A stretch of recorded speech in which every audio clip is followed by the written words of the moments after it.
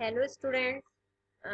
Data handling chapter हम पढ़ रहे थे जिसमें मैं ऑपरेटर्स बता रही थी और उसमें से मैंने अरिथमेटिक एंड असाइनमेंट ऑपरेटर्स आपको बता भी दिए हैं। थर्ड ऑपरेटर है relational operator. The relational operators और comparison operators used to compare two values.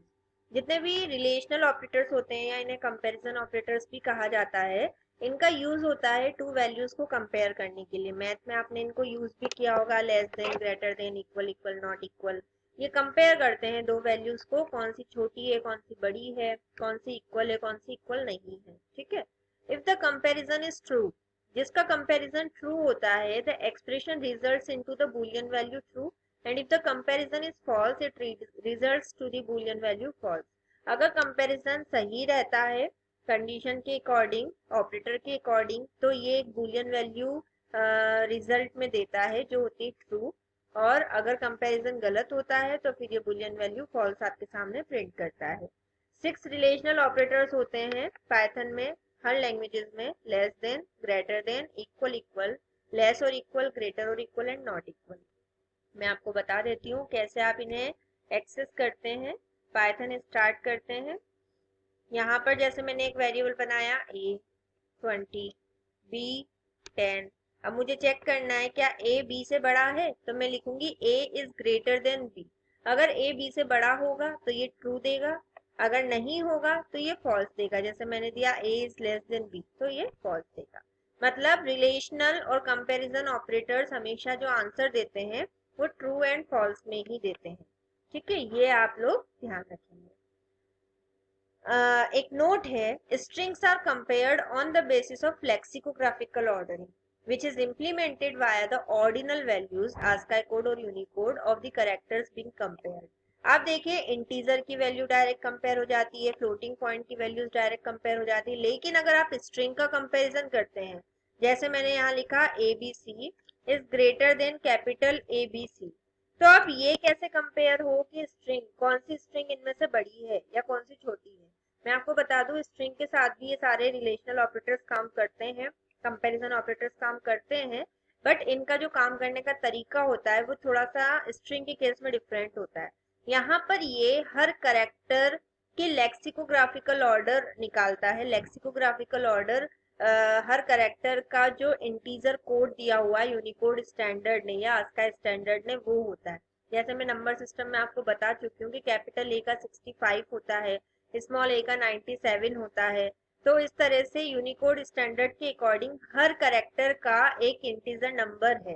तो ये हर करेक्टर का वही लेक्सिकोग्राफिकल ऑर्डर निकाल कर, उसका नंबर निकाल कर, देन उस नंबर का कंपैरिजन करता है।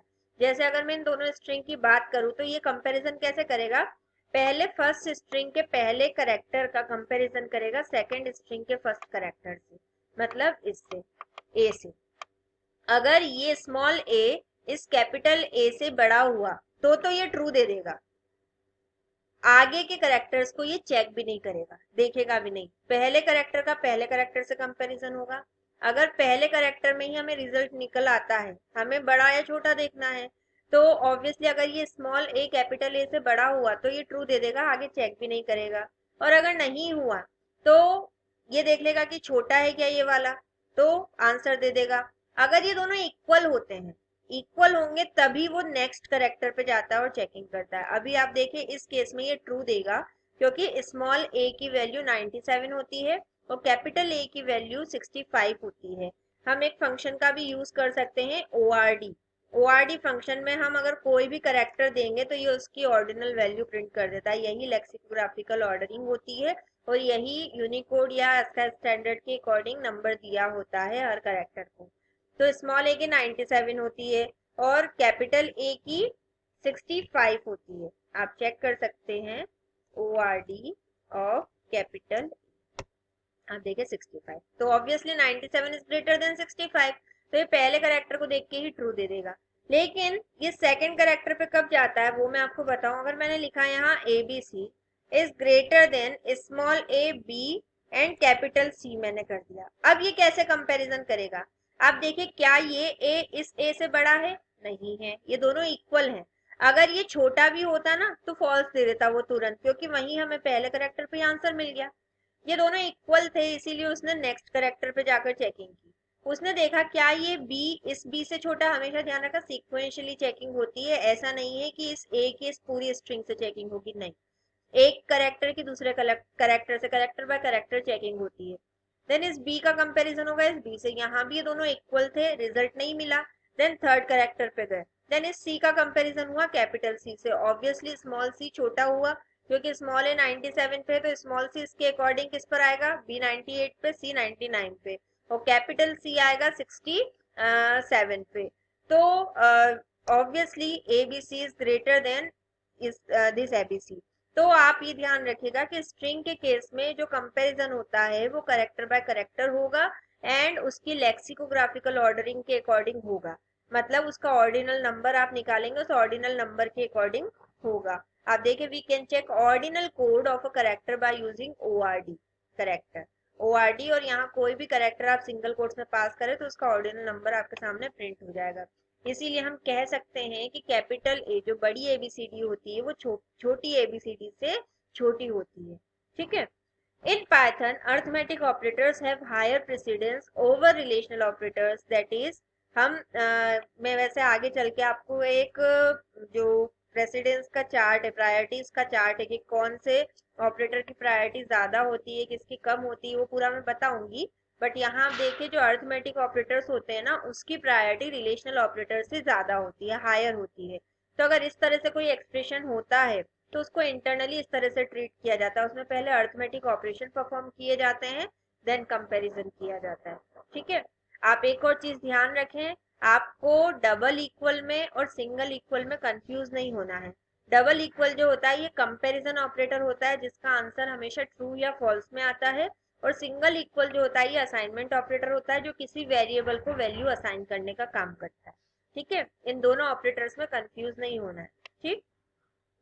अब इसके ऊपर एक असाइनमेंट है, ये असाइनमेंट आपको करना है, यहाँ भी सिंपल ये देखने के लिए ये ट्रू या फॉल्स आप बताइए कि क्या आंसर आएगा। यहाँ पर ये मिसप्रिंट है, कैपिटल आई की जगह पे स्मॉल आई है, ठीक है। इसको मैं सही कर देती हूँ जिससे कि आपको आगे प्रॉब्लम ना आए,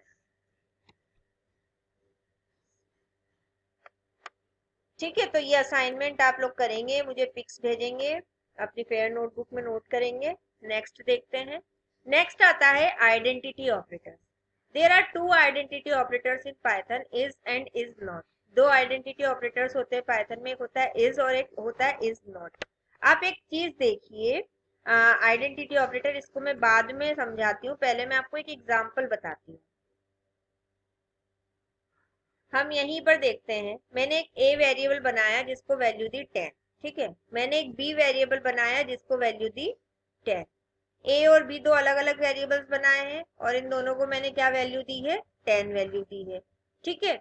अब यहाँ पर आप एक काम करें, हम लिखेंगे ए इक्वल इक्वल बी, तो ये क्या दे रहा है, ट्रू दे रहा है। अभी इसमें भी ये ट्रू ही देगा। दूसरा केस लेते हैं, मैं फ्लोटिंग पॉइंट का लेती हूँ, उसके केस को मैं दोबारा से एक्सप्लेन करूंगी, एक्चुअल में अभी आप कंफ्यूज हो जाओगे। इंटीजर में 10 के लिए वो सेम रहेगा 3.14, बी के लिए भी मैं 3.14 लेती हूँ, फ्लोटिंग पॉइंट की वैल्यू देती हूँ। अगर मैं यहाँ करती हूँ ए इक्वल इक्वल बी, मैं इक्वलिटी ऑपरेटर का यूज करती हूँ जो कि कंपैरिजन ऑपरेटर है, वो देखेगा क्या ए और बी इक्वल है, अगर ये दोनों इक्वल हुए तो वो क्या देगा, ट्रू देगा, और दोनों की वैल्यूज इक्वल थी इसलिए उसने ट्रू दिया।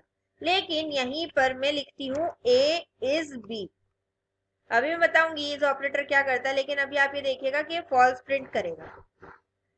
आप एक चीज देखिए, जितने भी इक्वलिटी ऑपरेटर्स होते हैं वो हमेशा दो वेरिएबल्स की वैल्यूज को कंपेयर करते हैं, हमेशा वैल्यूज को, वो वैल्यूज देखते हैं क्या उन दोनों की वैल्यूज सेम है, अगर दोनों वैल्यूज सेम होती है तो ट्रू देता है, अदरवाइज फॉल्स देता है। बट जो इज ऑपरेटर होता है ये भी इक्वलिटी चेक करता है, लेकिन ये इक्वलिटी चेक करता है एड्रेस, ये देखता है जो वेरिएबल्स आपने इसके लेफ्ट और राइट साइड में यूज किए हैं उन दोनों वेरिएबल्स का एड्रेस सेम है।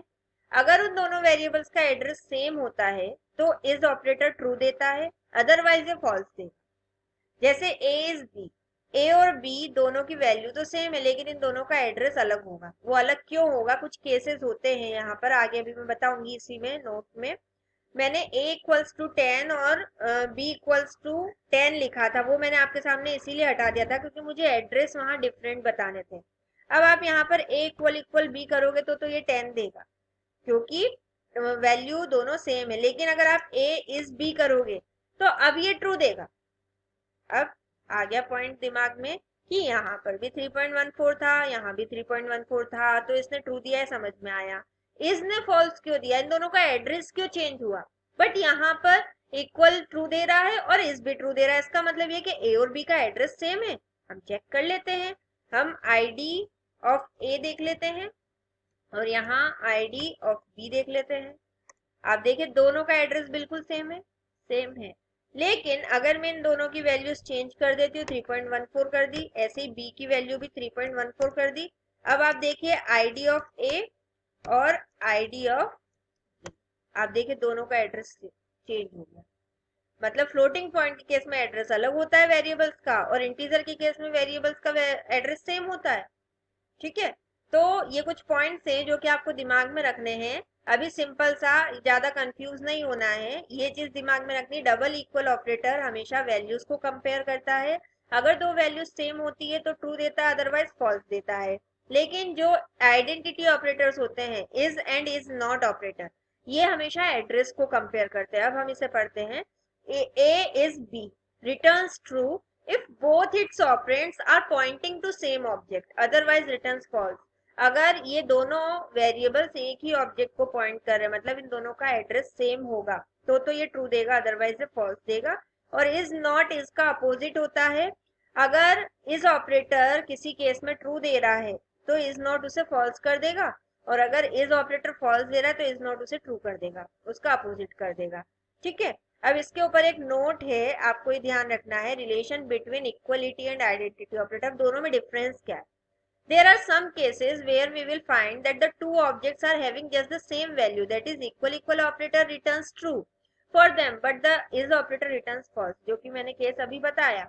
बहुत से ऐसे केसेस हैं जहां पर आप ये देखोगे कि दो ऑब्जेक्ट्स की वैल्यू बिल्कुल सेम है, दो वेरिएबल्स की वैल्यू बिल्कुल सेम है। जैसे a इज इक्वल टू 3.14 था, सेम था, b इज इक्वल टू 3.14, दोनों वैल्यू सेम थी, तो वहां पर इक्वल ऑपरेटर तो ट्रू दे रहा था, लेकिन इस ऑपरेटर क्या दे रहा था, फॉल्स, क्योंकि उन दोनों का एड्रेस क्या था, चेंज था।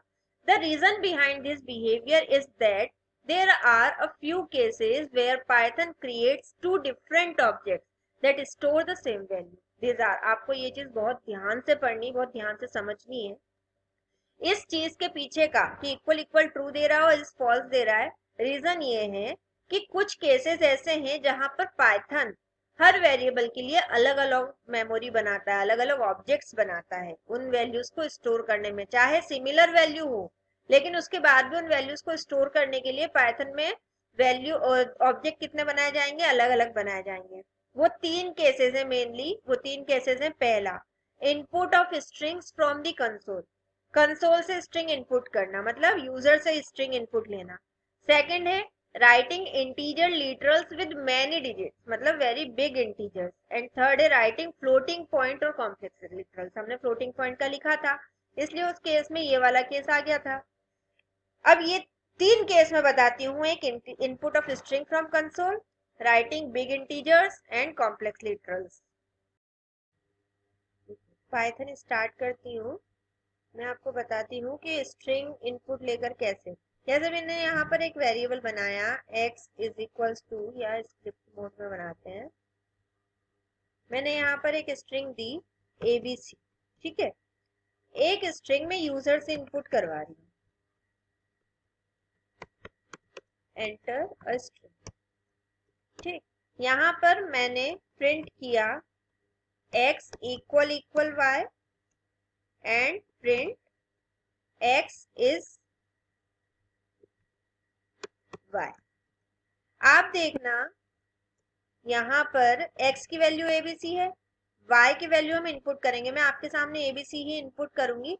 आप देखना डबल इक्वल ऑपरेटर तो वहां ट्रू देगा क्योंकि दोनों वैल्यू सेम होंगी, लेकिन इस ऑपरेटर वहां फॉल्स देगा क्योंकि x का एड्रेस अलग होगा और y का एड्रेस अलग होगा। इसे सेव करती हूँ और रन करती हूँ।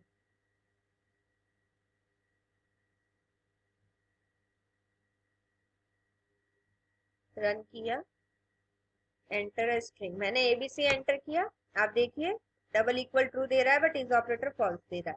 लेकिन अगर आप दोनों स्ट्रिंग्स यहीं पर इनपुट करते हो, डायरेक्ट करते हो, और अगर इनका कंपैरिजन करते हो तो ये दोनों ट्रू देंगे। उस केस में क्या होगा, इन दोनों का एड्रेस भी सेम होगा और दोनों की वैल्यूज भी सेम होगी।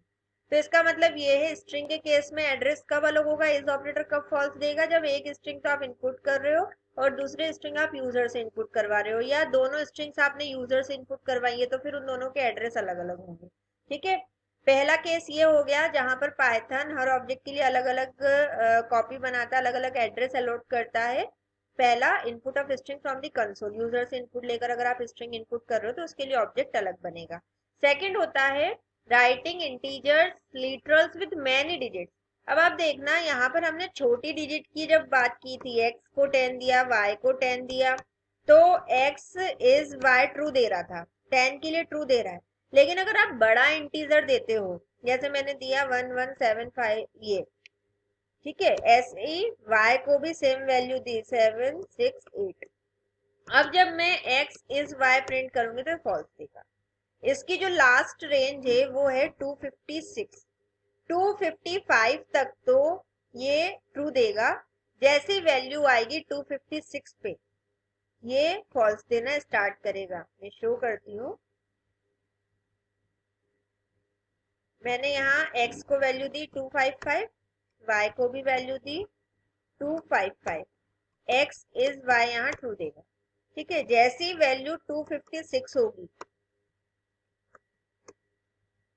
x इज y यहाँ, सॉरी 256 तक सेम देगा, 257 से चेंज करेगा।